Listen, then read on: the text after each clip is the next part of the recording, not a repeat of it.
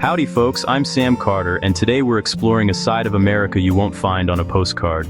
We're in South Dakota, under endless skies and windswept prairies, searching for the state's most remote towns. These aren't places you stumble upon, you have to want to find them. Out here, life runs at its own pace. No Starbucks, spotty cell service, but plenty of authenticity. Folks here live close to the land and each other, building lives on hard work and community. So buckle up. We're about to uncover the quiet corners of South Dakota, where the stories are as rich as the soil. Our first stop is scenic South Dakota, a real-life ghost town on the edge of the Badlands. The wind whistles through the old saloon, dust swirling down what was once a bustling street. Scenic was once a hub for ranchers and travelers, but now it's caught between past and future. The town was sold off years ago, leaving it in a state of suspended animation. Even in decay, you feel the powerful history, echoes of laughter, faded signs, weathered wood. Scenic is a haunting reminder of the boom and bust cycle of the West. It's a place where stories linger, even as the town fades. If you thought Scenic was quiet, welcome to Hillsview, one of the smallest incorporated towns in America. Population? You could count it on one hand. No main street, no stoplights, just a few houses and a grain elevator. Life here is about solitude and self-reliance. The nearest gas station is a journey.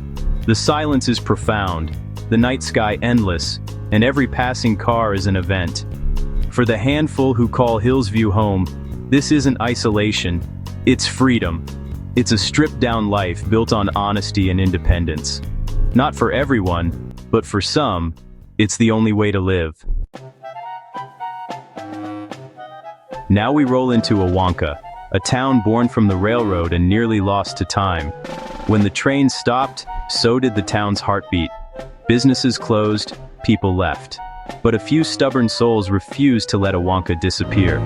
They've preserved old buildings and kept the memory alive. Awanka isn't bustling, but it's not dead, a testament to endurance and community. Here, decline meets resilience, and a handful of people still call this ghost home. Awanka's story is about refusing to surrender. Highmore sits at the center of South Dakota, and you can feel its steady heartbeat. This is a proud farming and ranching community, where life follows the rhythm of the seasons. The streets are clean, the houses well kept, and there's a quiet confidence in the air. Hard work and resilience are woven into daily life. On Friday nights, the whole town turns out for high school football, neighbors supporting neighbors. Local businesses back the teams, and everyone pitches in. Highmore proves that remote doesn't mean disconnected. Here, community is everything. It's small-town America, real and thriving. As you approach Oneida, the fields turn golden. This is wheat country. Oneida calls itself the wheat capital of the world, and it's earned that title. The town's identity is tied to the grain elevators towering over the landscape. Harvest season is a community event, combines light up the night, everyone pitches in. Farming here is a legacy, passed down through generations. The work is tough, but the sense of purpose is strong. Visiting Oneida, you gain a new respect for where your food comes from. It's a humble, deeply American story.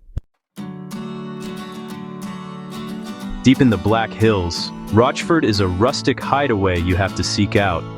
With a tiny population, it's a quirky, independent place where the Moonshine Gulch Saloon is the heart of town. The saloon is a living room, post office, and community center all in one. Life here is about embracing the quiet, the quirks, and the wild stories. People look out for each other because they have to. Rochford is a hidden gem, a slice of authentic Black Hills life. Sometimes, the best places are the hardest to find.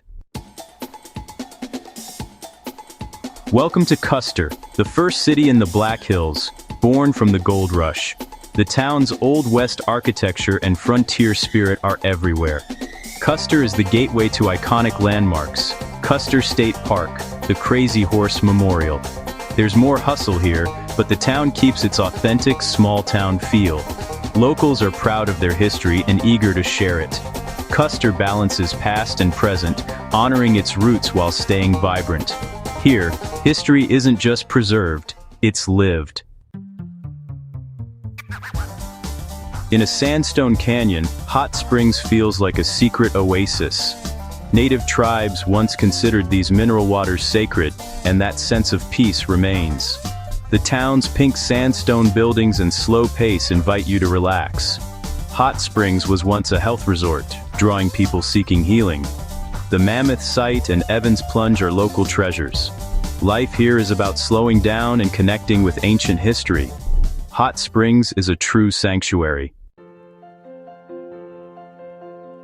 Buffalo Gap sits where the Black Hills meet the plains, a gateway once used by bison herds. The town's roots are in ranching, and that legacy endures. Main Street feels built for cattle drives, not cars. It's a place where everyone knows everyone, and strangers are rare. The landscape is big sky country, cattle still graze, and the spirit is pure rancher grit. Buffalo Gap is simple, honest, and proud of its heritage. It's a small dot with a big story. East of the Black Hills, Wasta sits quietly on the Cheyenne River.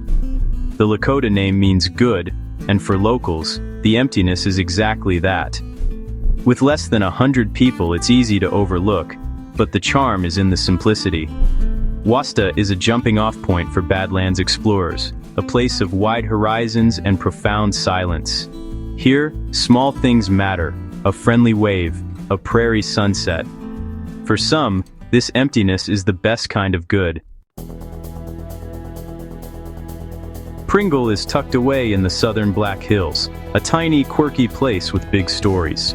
The Pringle Schoolhouse and local legends, like the infamous Hog Witch, are part of the town's fabric. Life here means self-sufficiency and a deep connection to nature. Residents value independence and know how to handle whatever comes their way. Pringle is a secret world, operating by its own rules. Visiting feels like being let in on a local legend. Far out on the western plains, Faith is a true island of civilization. The name says it all. It took faith to settle here. Ranching is the backbone, and winters can cut the town off for days. Faith is famous for Sue the T-Rex, but its real story is cowboy grit. Survival depends on your own toughness and your neighbor's reliability. Community bonds are forged by necessity and shared hardship. Faith is more than a place. It's a mindset. Here, resilience is a way of life. On the northern edge of South Dakota, Lemon embodies frontier spirit. Founded as a railroad town, it's now a center for ranching and farming. Lemon's claim to fame is the Petrified Wood Park, built by Ol Quaman over 30 years. Castles, fountains, and folk art made from local stone. This park is a monument to vision and tenacity. Lemon turns prairie history into art, celebrating its ruggedness and eccentricity. The town is proud, unique, and unafraid to show it. Lemon is a story you can walk through. Interior sits at the entrance to Badlands National Park, life on the edge, literally. The Badlands are the town's backyard, a daily spectacle of natural beauty.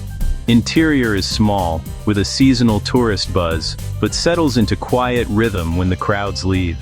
Year-round residents are hardy, deeply connected to the land. Living here means embracing extremes, scorching summers, brutal winters, constant wind.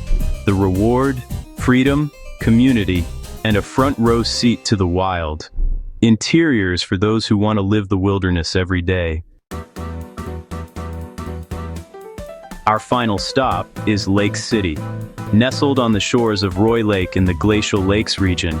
With just a handful of residents, it's a peaceful sanctuary far from the world's noise. Life here revolves around the lake.